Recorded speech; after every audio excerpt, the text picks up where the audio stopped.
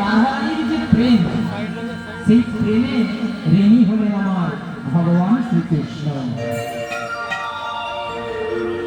কেন মা?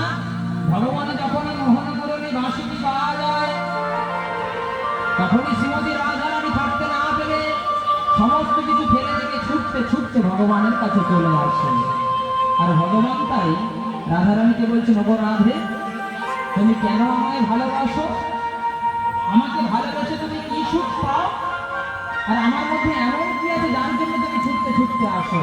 এই তিনটে বিষয় আমার আস্বাদন করা হলো না, তাই আমি তোমার কাছে আজকে পরিত্যাগ করছি।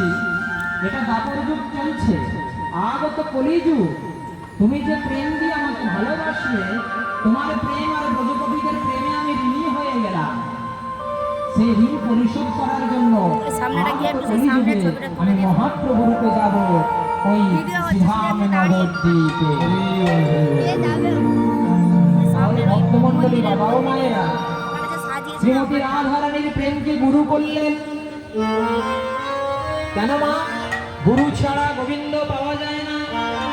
ভগবান বলছেন, ভক্ত না হলে, ভক্তের চরণ ধুলি অঙ্গে না মানলে ভগবানকে পাওয়া যায় না।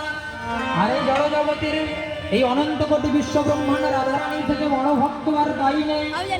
এই ভগবান যে প্রতিজ্ঞা করেছিলেন, যে যথা মাম প্রপদ্যন্তে তাং তথৈব ভজন্যহং মম বর্তানুবর্তান্তে মনুষ্য পার্থ সর্বস্ব।